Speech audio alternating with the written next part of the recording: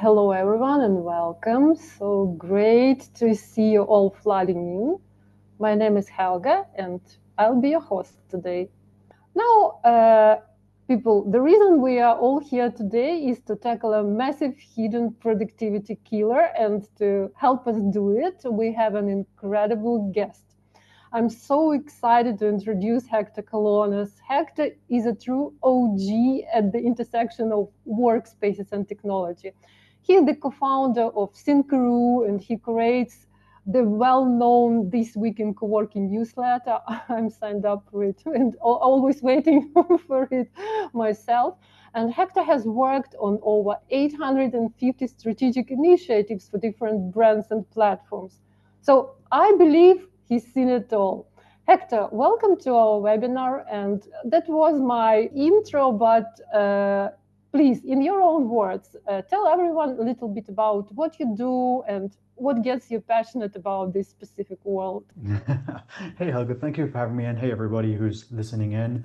Hopefully the audio is great. We are all calling in from different parts of the world. So I'm really excited to be here with you, Helga, and everyone in the call. So I am Hector Kolonas. As you said, I am a co-founder at Syncaroo, where we help unblock the people who work in co-working spaces. We do that through automation, integrations, and also just actionable advice.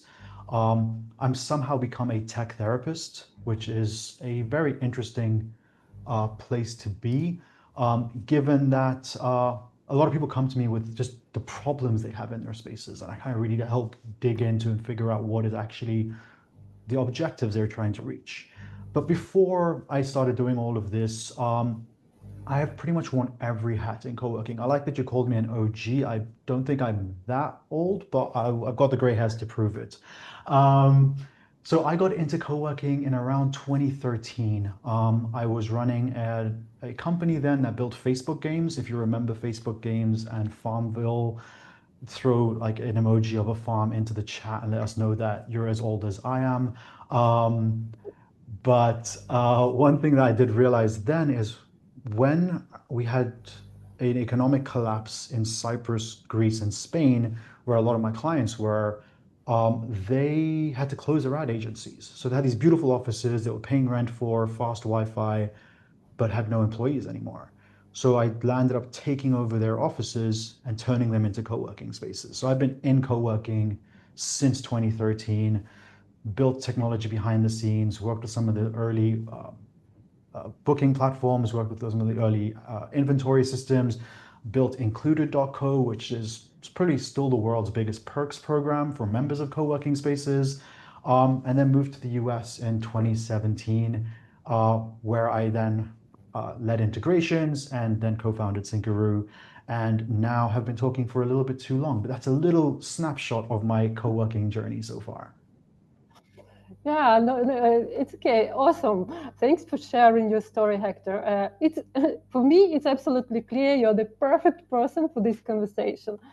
Let's dive into the core problem. I want to talk about something we call the toggle tax.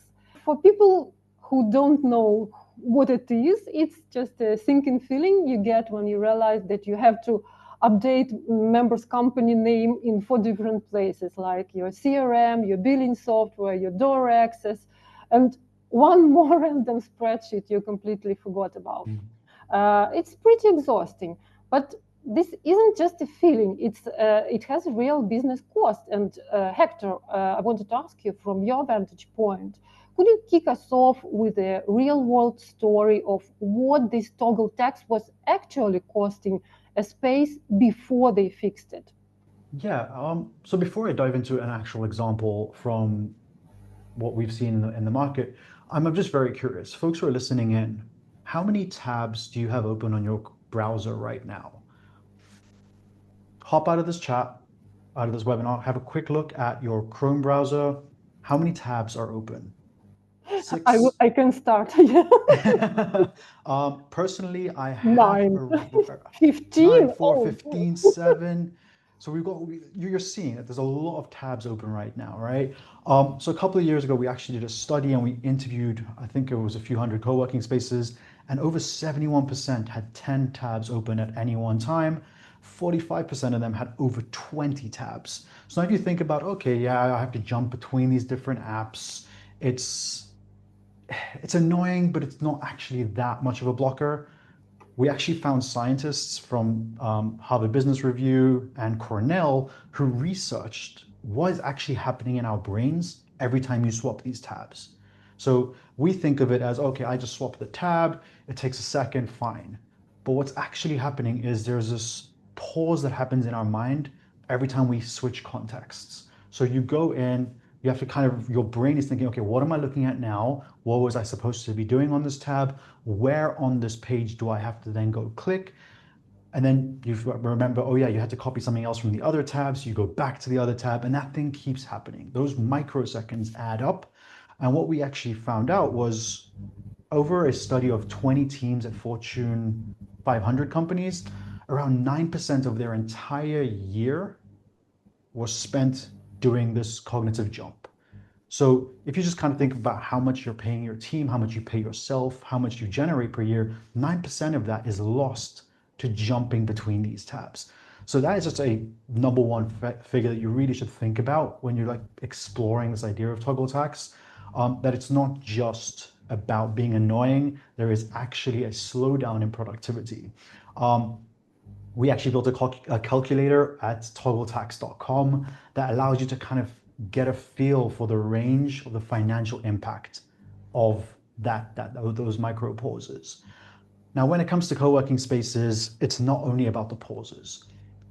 Most of your team are going to have to interact with humans on a day-to-day basis. They're going to have to start a to-do list and oftentimes get to the end of the day having worked their butts off really, really hard all day, get back to their to-do list, and only one or two items of that to-do list are checked off.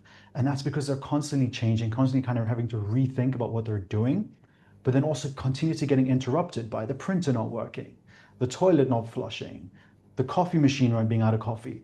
All these things kind of pile on, and it's even more involved because now you're facing customers. You have to be hospitable. You have to provide all these services. So that is what we saw when we started looking at toggle tax within co-working spaces, that it's that cognitive shift, but also the distractions that come in at any random time, no matter about where you are in your process. You can't just put your headphones on and be like, 1 minute, I'll be right with you. You have to kind of respond. And that's kind of breaking up your day and really slowing down the productivity for teams all around the world. Yeah, that's a huge hidden expense as far as I see. Yeah, and but let's figure out where it's hitting all of you the most. So I'm putting a poll in chat right now. Let's try to do it. Please be active, guys. So this poll contains only one question. What task burdens you the most? Please let me know if you see it. You see the poll. Okay. Please go vote. Okay. Maybe it's onboarding, invoicing, to follow-ups. Let us know. Go ahead and vote now, but we will not wait until the final call. We will just let those answers roll in and check back in for the results in just a few minutes to see what the biggest collective pain point is. Okay, it's clear we need to figure out where the leaks are in our own businesses. And the first step is always audit, but I know this word is pretty scary because audit means finding problems, and when problems are found, people start to point fingers, yes? So let's keep the boring theory, and Hector, a question for you. What's your back of the napkin method for finding the biggest time wasters in your tech stack? Something that any person without technical skills can make in just 15 minutes right after this webinar. I love that question. And it's actually something that I've looked at with a whole bunch of operators around the world. And what we found is, I don't know if you've heard of the saying about, eat the frog first. Essentially, you need to find what we call the frog, that one task that whenever it comes up on your to-do list, whether it's once a day, once an hour, once a month, once a year, that task that whenever it comes up, you get that pain in your stomach, you get all these distractions, you want to go suddenly walk a dog you don't have, you want to go paint the walls, you want to do anything else but that task, that is your frog, right? That is the thing that is important enough that you have to do, but you don't want to do it. So the best thing I recommend is write down every single step in that frog. Let's say it is member onboarding. What are the 400 things you need to do to get on member onboarding? Log into SpaceSpring, find their account details, make sure it's paid, go to the door access, add them to the door access. Whatever those pieces are, write down that list. And then once you have this list, look at it again and be like, okay, if I gave this to my Hector's 4-year-old son and said, go do this, is there any steps that are missing? Add those steps in. And then all I want you to do is look for when you are swapping tabs, right? When are you jumping from SpaceSpring to MailChimp? Where are you jumping from Google Sheet to whatever it is, door access? When you see that in your list happening often, more and more often, those are the actions that you can automate first. So a lot of folks think of like, oh, we have to automate our entire business. We have to throw AI into everything. Find those pain points first and automate that.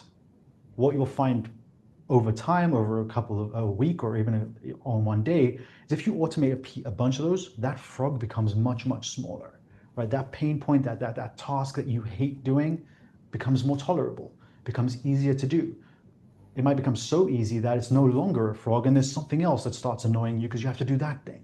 So then you can do the same process. You can repeat this process across your organization and really dig into improving your processes, your systems, your tech stack incrementally over time without having to think about you have to hire McKinsey to come in and reassess your tech stack and rebuild your entire business organization or train your entire staff. Look for the things that no one wants to do but are important to your business and automate the steps that you can first. This is such a simple, brilliant tip, I must say. Okay, so once you found the leaks, you need a bucket, right? And I call this your home base. And to be clear, I'm speaking about a real tool. It can be your co-working space management software or even a detailed spreadsheet if you don't use the management software. So, but the main thing about this piece of software is that this is your single source of truth. You decide that it is the final word on all your data. So a quick poll right now. If you feel like you have a solid home base, this single source of truth for your data, give me a thumb up. And if you feel more like your data is everywhere, give me an alien head.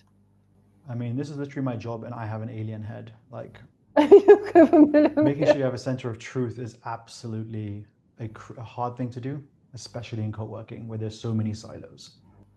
Okay, so let's assume that people maybe didn't understand my question, or maybe they were just too shy to say that, to send me these alien heads, or maybe they didn't find alien heads. Okay, Hector, from our own practice, co-working space operators' data is a total mess before they turn to us, for example. And we're talking about spreadsheets, we're talking about software that is already old, legacy, whatever. So what's the first and most critical mindset shift they need to make before even thinking about buying new software? Great question. And it's just, there's been a very slow progress of bringing technology into commercial real estate, let alone flex, right? And in the early days, a lot of technology was brought in kind of through the IT procurement process.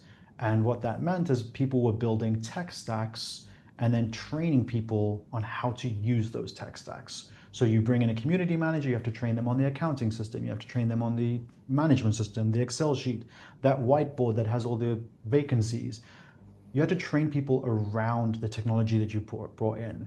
What we're seeing is a big shift from a tech stack to an operating stack. So hiring the best possible people for each job and then building your technology around them so that they can be more productive at work. So the main thing to really look at is your most important asset in a hospitality business is your people. What did you hire them to do? What do they love doing? Where can they create the most value for you, your community, your business, and themselves? And then how do you think about your technology in a way that empowers them to get more done? It's a subtle shift from technology stacks to operating stacks, but I think once you kind of get your head around the fact that your technology should be working for your people, not you training them on every piece of technology you have, that gets you into a much better place to start thinking about, okay, where do we need to start thinking about our organization or our business as a living organism, where there is a brain, the center of truth, a central nervous system that sends messages across your system, a eyes and sensors and feelings and all these things that you kind of build into a living organism. This is the step after just rethinking about what do your people actually need to get more out of every day. I think that's the most subtle but most important mind shift to think about before you look at any technology. Once you know what your people need, that's when you can assess technology from a fresh perspective and really figure out, do you need a monolithic solution? Do you need a modular tech stack? Do you need a data-driven tech stack? Do you need to kind of break your data out of silos and build on top of that? But you can't do any of these decisions until you really know what will enable your people to do the best work. Mm-hmm. Yeah, when you were talking about single source of truth and about discipline, to know what you need, what your people need, I thought about king spreadsheet and servant sheet. I really love that thought. So about discipline, uh, it's not just technology, and this leads us perfectly into the next topic. But before we switch the topic, let's cycle back to that poll from earlier. So I'm looking at the results right now, and it looks like invoicing is our winner. Or maybe a loser, because it's depending on if you are optimist or pessimist. And member onboarding is right behind. So it's clear this is a shared pain, which actually leads us perfectly into the next topic. And for those of you struggling with those specific tasks, this is for you. This is the part that feels like magic, usually automation, but it also can feel super intimidating for people. Hector, you're the perfect person to demystify this for us. And let's start here. Well, what is the single biggest myth about automation that hold operators from even trying it? Oh, great question. I think the biggest myth is mainly the fact that you think you have to automate your entire business in one go. That is the number one objection we see when everyone's like, we know we need to automate, we know we need to streamline, we know we need to kind of rethink our organization or shift to an operating stack, but it's just too big. We don't have the budget, we don't have the time, we don't have the resources, our people are too busy. And there's just there's so many ways you could automate. Do you bring in AI agents? Do you not? Do you do automation? Do you data siloing? Do you yada yada yada? So basically you get analysis paralysis. And that means that you just stop. You don't know what you're supposed to do, so you do nothing. And doing nothing is a decision, right? By not automating, you're falling further behind, you're accruing more and more technical debt, and you're at risk of losing customers, losing important team members, and just like slowing down in every way. Losing momentum is like the most dangerous thing for a growing co-working space. So you do not want to let analysis paralysis slow you down. So that's the myth. You do not have to automate everything all at once. Go find that frog, write the lists, automate incrementally. Yeah, thank you. That makes so much sense. It really doesn't have to be the giant, scary, expensive automation. Yeah. Let's make it real. Could you walk us through a simple but high impact automation recipe from the initial trigger to the final action? How would you automate a flawless tour booking, maybe? So I will go for a booking example now, but I saw that a lot of folks wanted to do, like they were struggling with invoicing, right? The number one thing that I think Yeah. upsets a lot of people in a lot of co-working spaces is A, leaving money on the table, so not charging for things that people are willing to pay for, and B, forgetting to invoice people or sending them multiple invoices from different systems because everything doesn't talk to each other.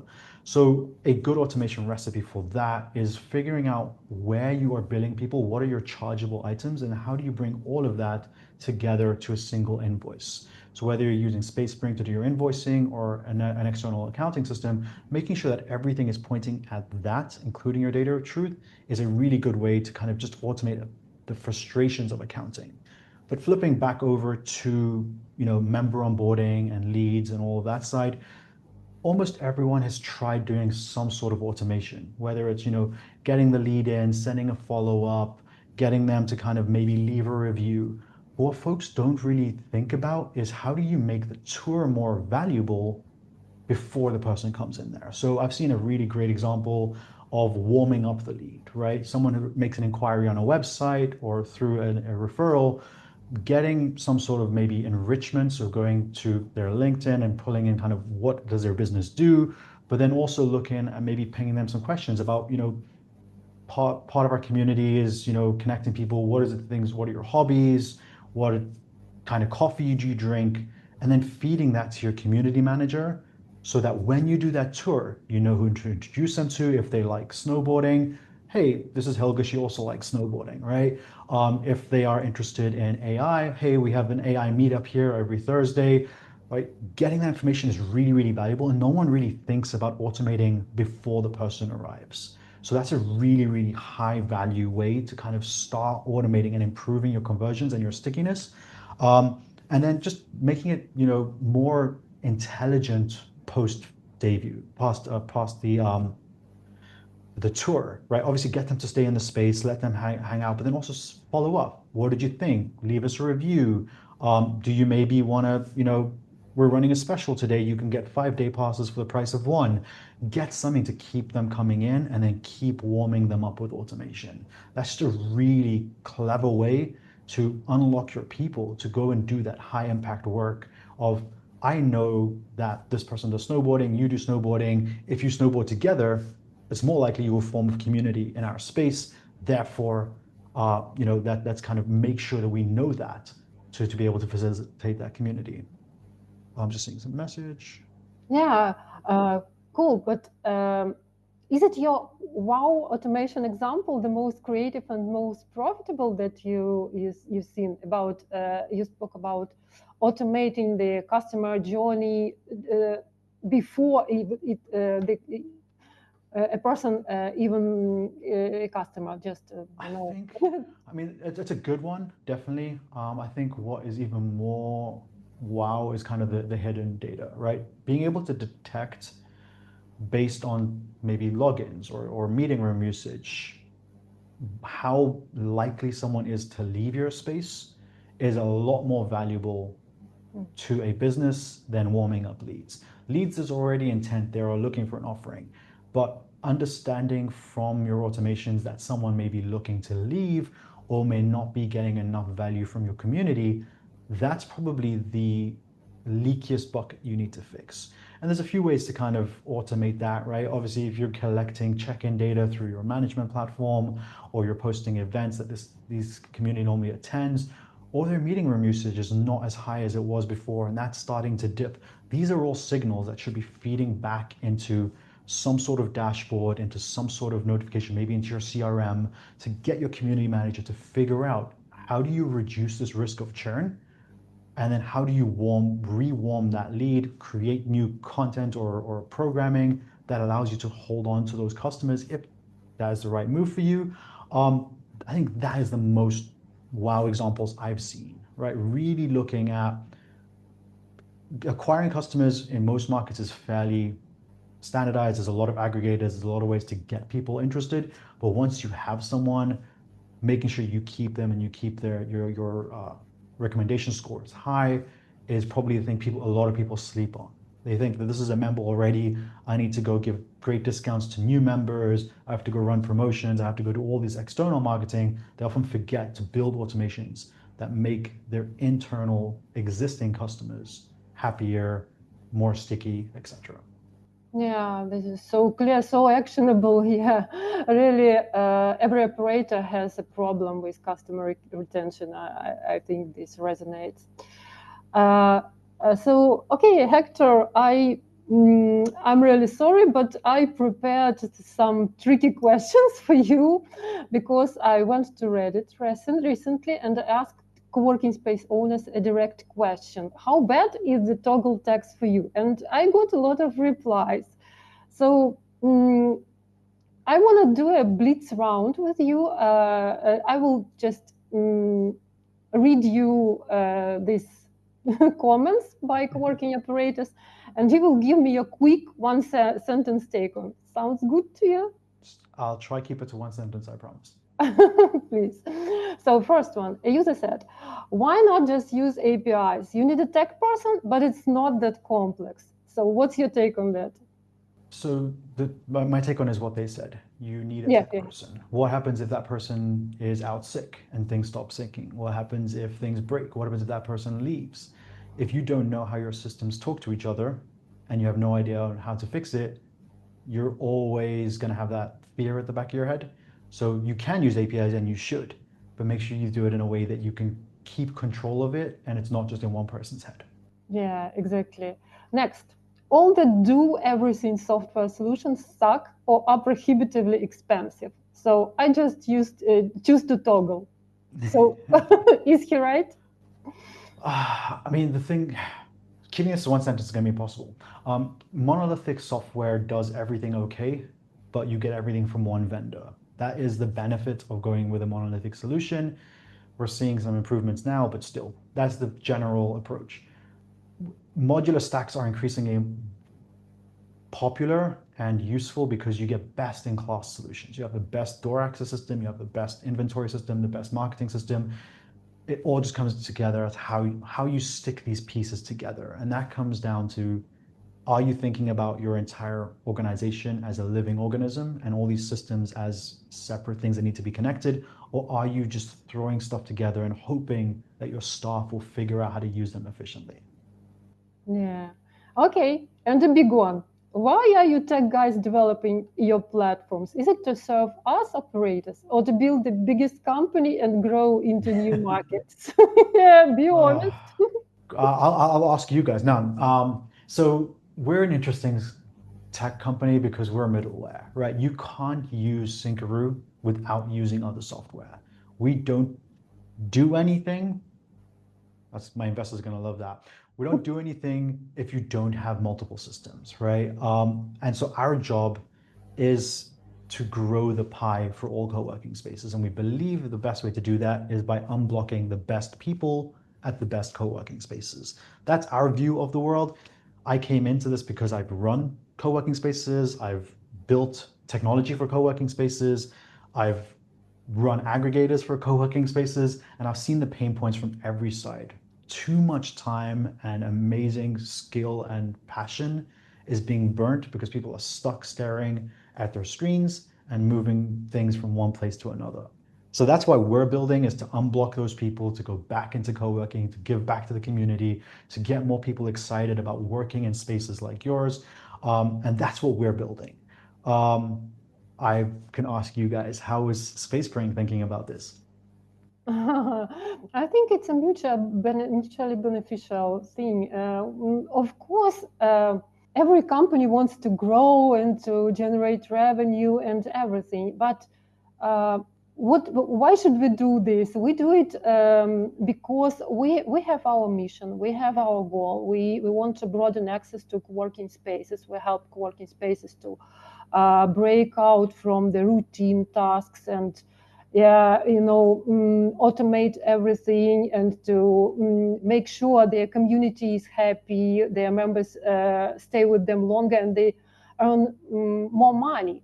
So we are really interested, we are the most interested side that co-working spaces, only prosperous co-working spaces can afford to buy Spacebrain, for example, or some other co-working management software. So we are very interested in co-working, in the profitability of co-working spaces. I can't say that we are doing it just for ourselves, but just the opposite. It's sooner that we think from the point of our customers. How can we serve them better? How can we make them more profitable? How can we make members more independent? How can we free up the managers? So that's my take on it. Okay. Fantastic answer. Yeah, thank you. Thank you so much for being candid, Hector. So from simple tour booking to generating revenue while you sleep, that shows what's possible. Okay, but let's bring all this home. Let's get some commitment. Based on everything Hector just shared, what's one process you will commit to fixing first? Please drop your answers in the chat. Maybe it's onboarding, maybe it's tool of follow-ups, and maybe it's invoicing, your general pain. Tell us what your frog is, essentially. What is Yeah, that one please reveal it. Reveal it. that one point? Okay, Yeah. if you are too shy to do it, okay.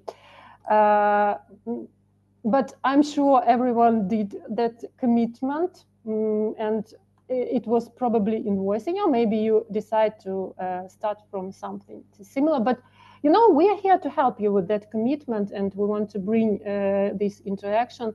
So we put it all into your official game plan. Please make sure to screenshot your slide. This slide, it summarizes the key steps from our conversation. First, you audit your tools like Hector suggested. Then you identify that one process that you committed to. Maybe it's invoicing, maybe it's member onboarding, maybe it's some other process. Then you strategize your home base. That's what I suggested about a single source of truth. And then you strategize. Then you create a map. You finally map out your first simple automation. So yeah, please screenshot this slide if you didn't do it yet. It's your roadmap to start reclaiming your time. And I have one more piece of homework for you. One moment. Helga, while you do that, do you want me to answer one of the questions in the chat that Yeah, Michael put please, out there? please. Yeah, it was So about Michael mentioned that member onboarding should stay with as little automation as possible. I'm going to disagree slightly. I think the human side of onboarding should stay as unautomated as possible. You should spend as much face-to-face time as you can with your new members, especially getting them up to speed. But that doesn't mean that you have to go and create the user accounts in the 6 systems that they need user accounts. Doesn't mean you need to go and make sure you have all the accounting information that you need to do billing with. So what I think the face-to-face and the communication, whether it's email, call, whatever, that if you can and you can scale, that should stay as human as possible. But once someone joins your space and you need to put them into multiple systems, definitely as you scale, try and find ways to relieve that screen time from your community managers so that they can spend more face-to-face time with your members and get them warmed up. Because if you join a space and your community manager is stuck behind a screen because they need to do these 10 things before you can sign up and use the space, that's not the experience you're looking for. So that's the way I would approach that. Hopefully it helps, Michael. Okay, thank you very much for this answer. Yeah, so I'm cycling back to our second piece of homework. It's simple. Let's stay connected. Hector, thank you so much for this incredible insights today. This was so valuable. And for everyone here, please connect with us. You can scan these QR codes and find Hector and me on LinkedIn. We'd love to hear from you. Finally, if you found this webinar valuable, please sign up to our newsletter in order not to miss the next event, and it will be very soon, I promise. Thank you all again for your energy, for your participation, for your votes, emojis, and everything. We hope you leave here feeling inspired and empowered to go crush your toggle tax. Have a great rest of your day, everyone. Bye-bye. Thank you, Helga. Thank you, everybody.